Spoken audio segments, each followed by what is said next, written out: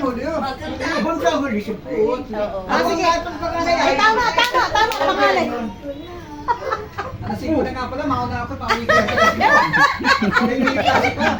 Nagawa doon din na ano na. Sige na. Oh. Oh, yun na. Okay na po. Ako naman na. Muna. Sa inyo pong lahat, mga nandito, ay ako po ay babating sa aking kapatid Yan. na babae. Dadalo po yan ay babae na yan na aming kapatid. Ngayon, ako'y nagpapasalamat at nakabot ng edad na ganito ang aking mga kapatid. At lalo't si Prada ko ay nakasakit dito sa panganay. Kaya ako nagpapasalamat. Sige, una muna po ay isang malaking biyaya po ang pagkakataon ito na ipagkaloob sa ating mga kapal. At sa tagal ng panahon ay kasama-sama kaming magkarapatid na nagkikira dito sa ibabaw ng lupa.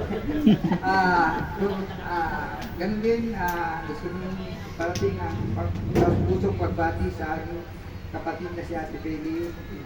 At sana ay dalangin ko, sana ay lumaba pa ang kanyang buhay. Matira ang matibay daw. Kasi yung matitira ay Matibay. malaking biyaya. Salamat po. Bigyan lang po kami ng mahabang buhay ang buwan isa sa amin. Panginoon. Salamat. Happy birthday. Okay na. Sino na? Ikaw ang muli. Oo. Happy birthday sa iyo. I wish you good luck and Queen I bless you.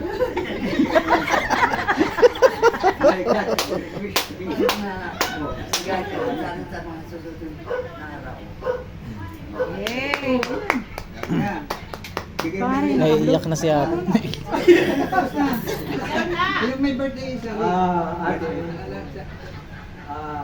May kasabihan tayo. Israel. Sa edad natin ito ay pasalamat na tayo sa Panginoon. Kasi at least buhay pa tayo.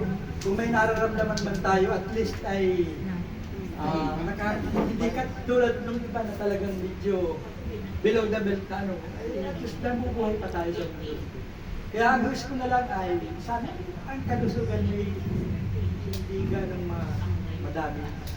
Kundi laging lagi mong tatandaan na ang Ate Peli, marami na ako rin. tulad nga na sinabi ko, Panginoon, ay magandang birthday. Yun lang. Happy birthday. Happy birthday. Sino pang pangalan siya? Abay, tatlo pa na. Naka-blue. Ay, Sunod. Ay, lima sila oh. Hello. Nasa US na yung isa. Hello. Nasa Amerika po yun. Walo kami. Ako po Bawal kami. So, Binabantihan ko si Seth siya.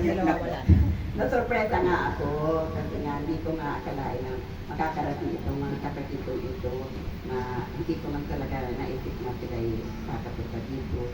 Pero meron yata, yung anak ko pa ng panganay ay yung pala. Ay, salamat. Very thankful ako kasi mga nakarating ito mga kapatid ko. Never, hindi ko ini-expect na nandito na sila ngayon. Kaya so much happy tayo and of course so much blessed kami na siya ako sa pinangi. Katulad nito na nung talaga yung mga past years, lagi ako nagkakasakit. Ganun.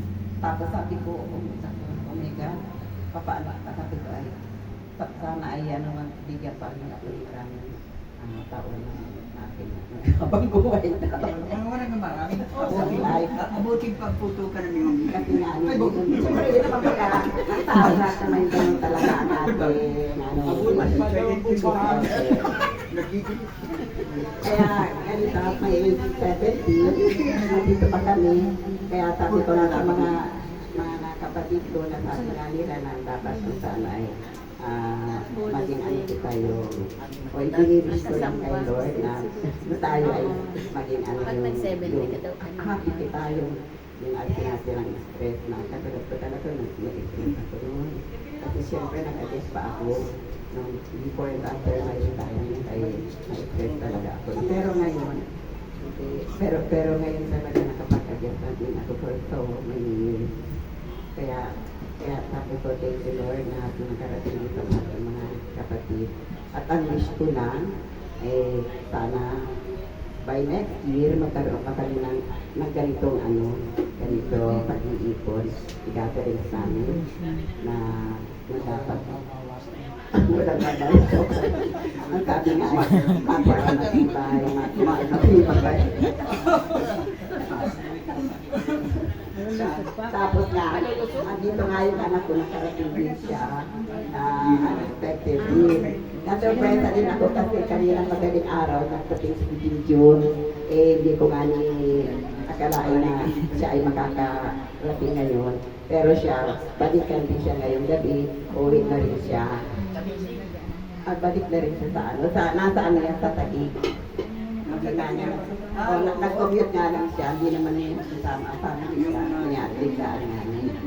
Kaya nag-commute lang siya, hindi na siya Tapos siyempre dito kay Jingjing yung aking anak. Kay Jodin, salamat sa akin. Ang mga punong aparatasan niya. Kaya salamat. Saka thank you for all your coconut preparation ng this food. Surprise ito sa akin. Kaya hindi na ako nag-invite ng sobra kasi hindi ko ini-expect. Pero pag-abot, dito maraming pagkain. Kaya nasa na talaga mga bisita ko. Pero mamaya pa yun. Kaya may schedule mamaya sila. Kaya, Gabi naman sila siyempre, of course, dito sa ating husband. Sabi ko nga ay, yung very important person in my life. Siya din ang nagbibigay ng buhay sa akin. Kaya, konti na sabi ay napakaano. Sabi niya ay, I love you. Sabi niya, forever.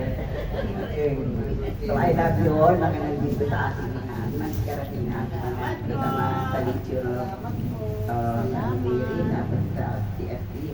Tapos siyempre, ito si Annie. Asawa ito nito ni Kuya Bing. Kuya Bing. May-ari sila ng school yung ano ba yun? Nasa rin na nasa rin sa Tesla. Hindi naman yata yung ismilay ko. Bagay ko, pwede nila ma-import yan sa iba, ma-idea na mayroon doon diba? And of course, syempre kay Baby Lynn, nag-absent dyan tayo si Ma'am. Cake lang yan si Ma'am. Update. Pagka wala dito yung